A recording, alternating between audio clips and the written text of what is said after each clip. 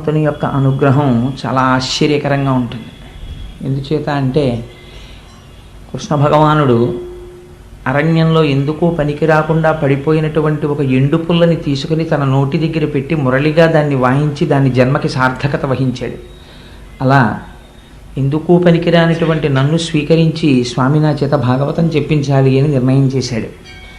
నా జన్మ సాఫల్యం చెందింది అనడానికి నాకు ఇంతకన్నా ఆనందదాయకమైన విషయం ఏముంటుంది? ఎందుచేత నేను ఈ మాట అంటున్నానంటే, మిగిలినటువంటి పురాణములు వేరు, భాగవతం ఒక్కటి ఒక ఎత్తు. వ్యాస భగవానుడు ఈ దేశానికి చేసినటువంటి సేవ సామాన్యమైనటువంటిది కాదు, మహోత్కృష్టమైనటువంటి సేవ చేశాడు ఆయన. అటువంటి మహానుభావుడు ఆయన వేదరాశినంతటినీ విభాగం చేశాడు. ఋగ్యజుర్ సామ అధర్వణ వేదములని చేసి అంతటితో ఊరుకోలేదు. అల్పాయుర్దాయం కలిగి అనారోగ్యంతో ఉంటూ బుద్ధి ఎప్పుడూ కూడా అర్ధకామముల యందు మాత్రమే తగిలి ఉండేటటువంటి సామాన్యమైనటువంటి జనులు కలియుగంలో వేదాల్ని నాలుగింటిని చదవడం దుస్సాధ్యమనేటటువంటి బుద్ధి చేత వ్యాస భగవానుడు వేదరాశిని 4గా విభాగం చేశాడు. విభాగం చేసి మళ్ళీ వేదంలో పూర్వభాగం అంతా మనం ఆచరించవలసినటువంటి విధి విధానములను గురించి, మనం ఆచరించినటువంటి విధి విధానముల వలన మనము పొందేటటువంటి ఇహలౌకిక పారలౌకిక సౌఖ్యములను గూర్చి వివరణ చేస్తుంది. ఉత్తర భాగం అంతా కూడా మళ్ళీ మనం ఒక అమ్మ కడుపులో ప్రవేశించవలసినటువంటి అవసరం లేకుండా ఇదే తుట్ట జన్మ చేసుకోవడం కోసమని ఏ జ్ఞాన సముపార్జన చేయడం చేత జ్ఞానాత్ కేవల కైవల్యం, ఆ జ్ఞానము చేత మాత్రమే కైవల్యం లభిస్తుంది. అందుచేత పునరావృత్తి రహిత శాశ్వత శివ సాయుధ్య సిద్ధి కొరకు ఏ జ్ఞానమును మనం పొందాలో అటువంటి జ్ఞానాన్ని వేదము యొక్క ఉత్తర భాగము ప్రతిపాదన చేస్తుంది. ఆయన తన శిష్యుడైనటువంటి జైమిని చేత వేదమునకు పూర్వభాగమైనటువంటి కర్మకి సంబంధించినటువంటి విషయాలన్నిటికీ వ్యాఖ్యానం చేయించాడు. దాన్ని పూర్వమీమాంస అంటారు. ఉత్తర భాగం అంతా జ్ఞానమునకు సంబంధించినది. ఆయనే స్వయంగా బ్రహ్మసూత్రములను రచించారు. దాన్ని జైమిని రచించినది పూర్వమీమాంస, ఈయన రచించినది బ్రహ్మసూత్రములు లేదా ఉత్తరమీమాంస అంటారు. మళ్ళీ 18 పురాణములకు కర్త అయ్యాడు ఆయన. 18 పురాణములను రచించాడు. పురాణం రచించడం అంటే ఆయన ఏదో పురాణం చెప్తున్నాడు రా అంటారు, అంత తేలిక కాదు. సర్గశ్చ ప్రతిసర్గశ్చ వంశో మన్వంతరాణిచ అని వంశాలు చరితం చేయవా పురాణం పంచలక్షణం. పురాణమునకు 5 లక్షణములు ఉండాలి. సర్గ ప్రతిసర్గ అని విభాగం ఉండాలి. గొప్ప గొప్ప వంశములను గురించి ప్రస్తావన చెయ్యాలి. వంశో మన్వంతరాణిచ, అనేక మన్వంతరములలో జరిగినటువంటి విశేషాలని చెప్పాలి. అది భగవత్ సంబంధంగా దాన్ని ప్రతిపాదన చెయ్యగలిగినటువంటి శక్తి ఉండాలి. అటువంటి వాడు తప్ప పురాణాన్ని చెప్పలేడు. అటువంటి పురాణాల్ని రచించినటువంటి మహానుభావుడు వేదవ్యాసుడు ఆయన 18 పురాణములను రచన చేశాడు. అందులో మనకి జ్ఞాపకం ఉండడం కోసమని ఒక తేలిక సూత్రాన్ని ఒకదాన్ని పెద్దలు ప్రతిపాదన చేస్తూ ఉంటారు. మద్వయం బద్వయం చైవ భ్రత్రయం వ చతుష్టయం అనాపలింగ కోష్కాని పురాణాన్ని పృథక్ పృథక్ అని.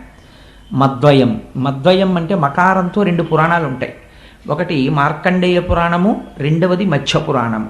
మద్వయం బద్వయం చైవ, బా మీద 2 ఉంటాయి, భాగవతము భవిష్య పురాణము.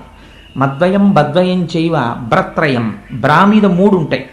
అవి బ్రహ్మపురాణము, బ్రహ్మాండ పురాణము, బ్రహ్మ వైవర్త పురాణము. భ్రత్రయం చైవ వచతుష్టయం, వకారం మీద 4 ఉంటాయి. అవి వరాహ పురాణము, విష్ణు పురాణము, వామన పురాణము, వాయు పురాణము. అందుకని 4 పురాణాలు. వచతుష్టయం అనాపలింగ కూస్కాని, అనేటటువంటి అనాపలింగ కోష్కాని అన్నప్పుడు ఒక్కొక్క అక్షరానికి మళ్ళీ ఒక్కొక్క పురాణం వస్తూ ఉంటుంది. నా అంటే నారద పురాణం, ప అంటే పద్మ పురాణం, లిం అంటే లింగ పురాణం, గ అంటే గరుడ పురాణం, కు అంటే కూర్మ పురాణం, స్కా అంటే స్కాంద పురాణం. ఇలాగా మద్వయం బద్వయం చైవ భ్రత్రయం వ చతుష్టయం అనాపలింగ కోష్కాని పురాణాన్ని పృథక్ పృథక్ 18 పురాణములను రచించాడు. ఈ 18 పురాణములను రచించి తాను వేదములను విభాగము చేసినప్పుడు ఒక్కొక్క వేదము ఒక్కొక్క శిష్యుడికి అప్పచెప్పాడు. వ్యాసుడు చేసినటువంటి సేవ అంతా ఇంత కాదు. మహానుభావుడు అందులో మొట్టమొదటిదైనటువంటి ఋగ్వేదాన్ని పైలుడు అనబడేటటువంటి ఒక శిష్యుడికి పూర్ణంగా నేర్పాడు. నేర్పి ఆయన ఆధిపత్యం వహించాడు దాని శాఖలకి. అంచేత పైలుడికి ఋగ్వేదం నేర్పాడు. యజుర్వేదాన్ని వైశంపాయనుడు అనబడేటటువంటి ఋషి తెలుసుకున్నారు. అలాగే సామవేదాన్ని జైమిని పూర్ణంగా అవగాహన చేసుకున్నాడు. అధర్వణ వేదాన్ని సుమంతువు అనబడేటటువంటి ఒక ఋషికి తెలియచేశారు. ఈ 18 పురాణములను రోమహర్షణుడు అనబడేటటువంటి ఒక మహానుభావుడికి నేర్పారు. ఆ రోమహర్షణుని యొక్క కుమారుడే సూతుడు.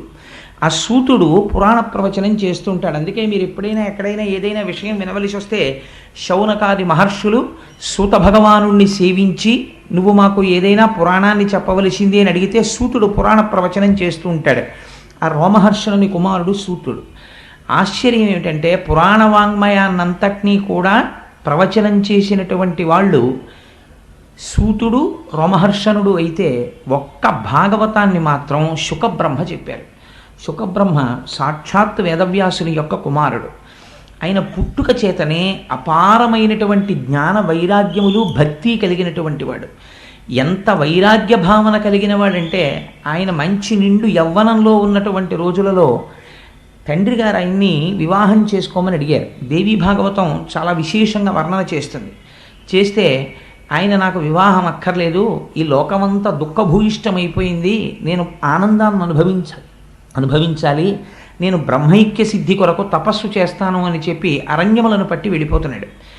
వెనక నుంచి వ్యాసుడు పుత్రుడి మీద ఉన్న కాంక్ష చేత హాపుత్ర హాపుత్ర అని అరుస్తూ వెంట వస్తున్నాడు. వస్తుంటే శుకుడు అనలేదట ఓయ్ అని.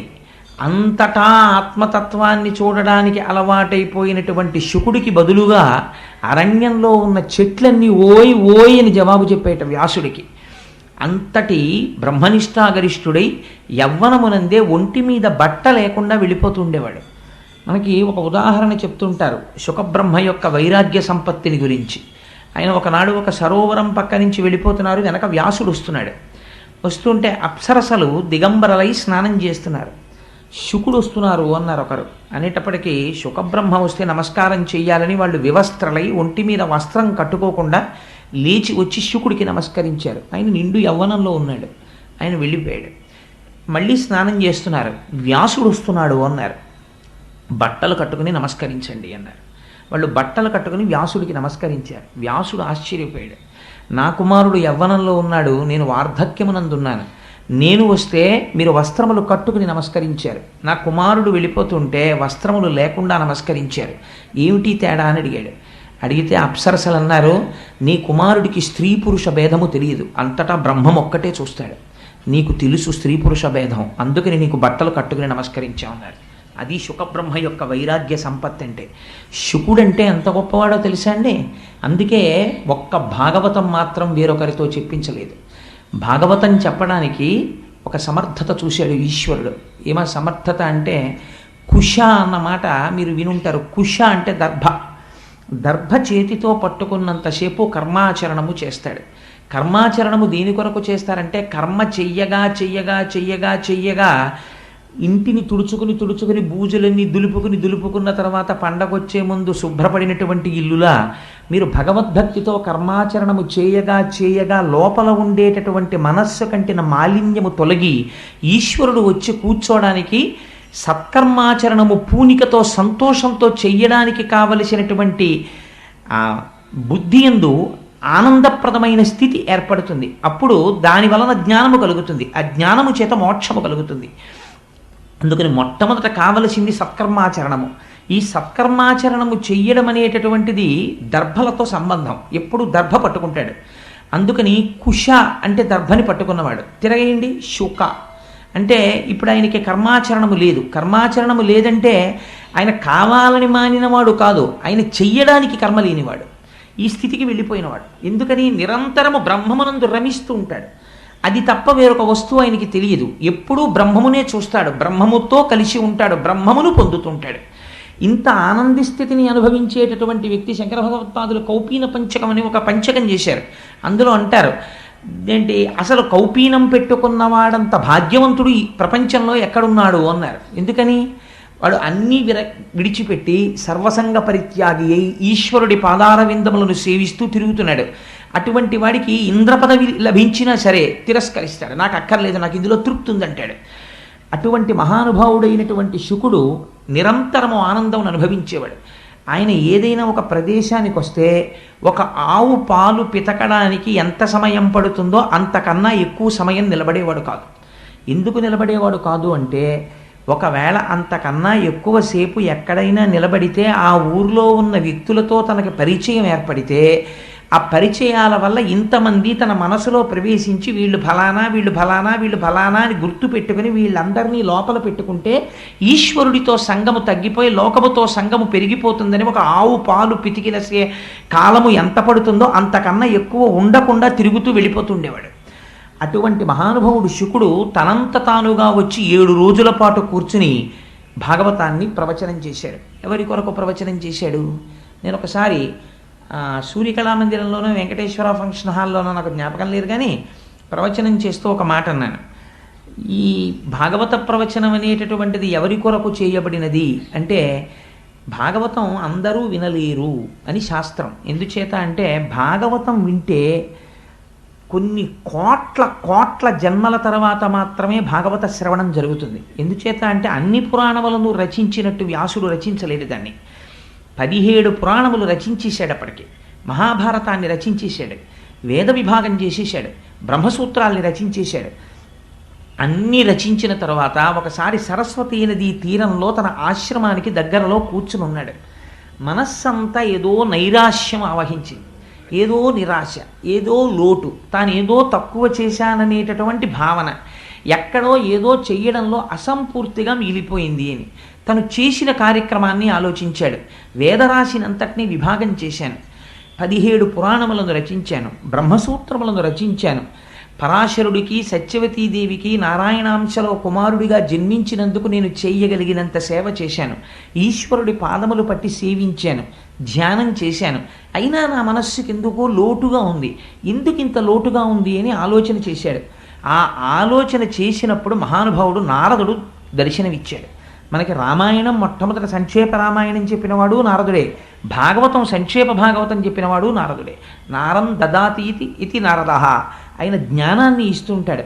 ఆ నారదుడు వచ్చి ఒక మాట చెప్పాడు, వ్యాస, నీ మనస్సు ఎందుకు అసంతృప్తితో లోటుతో ఉన్నదో తెలుసా? నువ్వు ఇన్ని విషయాల్ని రచించావు, భారతాన్ని రచించావు, కానీ భారతంలో కృష్ణ కథ ఎక్కడ చెప్పినా ధర్మము తప్పినటువంటి కౌరవులు ఎటువంటి స్థితిని పొందుతున్నారు, ధర్మమును పట్టుకున్నటువంటి పాండవులు ఎటువంటి స్థితిని పొందుతున్నారు అన్న ప్రధాన కథకి అనుసంధానము చేశావు కృష్ణ కథని తప్ప, కృష్ణ భక్తుల యొక్క చరిత్రని, ఈ ప్రపంచమంతా ఎలా పరిఢవిల్లుతోందో, ఈ విశ్వము ఎలా సృష్టింపబడిందో, పంచభూతములు ఎలా వచ్చాయో, భగవంతుని యొక్క నిర్హేతుక కృపచేత ఆయన సృష్టికర్తయ్యి, స్థితికర్తయ్యి, ప్రళయకర్తయ్యి ఈ లోకాన్ని ఎలా పరిపాలన చేస్తున్నాడో నువ్వెక్కడా చెప్పలేదు. ఆ కారణం చేత నీ మనస్సులో ఎక్కడో చిన్న లోటు ఏర్పడింది, ఇది పూర్తి చేయడానికి నువ్వు భాగవత రచన చెయ్యి అని ప్రబోధం చేశాడు. అప్పుడు ఆనందాన్ని పొందినటువంటి వాడై వ్యాసభగవానుడు ధ్యానమగ్నుడై ఆచమనం చేసి కూర్చుని అప్పుడు భాగవతాన్ని రచించడం ప్రారంభించాడు. ఇంత చేసిన తరువాత ఏది చెయ్యడం మిగిలిపోయిందని వ్యాసుడు నైరాశ్యం చెందాడో, ఏది అందించడం చేత తన జన్మ సార్థకత పొందుతుందనుకున్నాడో, ఏది అందించిన తరువాత, ఏది తెలుసుకున్న తర్వాత మనిషిలో ఒక గొప్ప మార్పు వస్తుందో, కొన్ని కోట్ల జన్మల నుంచి మనసు ఏది పట్టుకోకపోవడం వల్ల అలా తిరిగిందో, ఏది పట్టుకోవడం వల్ల మనుష్య జన్మకి సార్థకత సిద్ధిస్తుందో, అటువంటి మహౌషధాన్ని మహానుభావుడు అందించడం ప్రారంభం చేశాడు. అందుకే అది వేరొకరు చెప్పడానికి కుదరదు, అది సాక్షాత్తుగా ఉపనిషత్తుల యొక్క సారాంశము.